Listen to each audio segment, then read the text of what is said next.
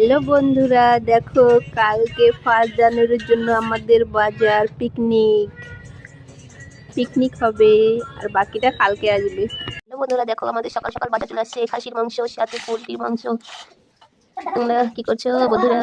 দেখো সকালকে কাজ হয়ে গেল। সারাদিন আমি কি করবো, সাথে থেকে এই জামা কাপড়গুলো কাচবো। দেখো সকালবেলা আজকে আমার বাবা আমাকে এটা দিয়েছে।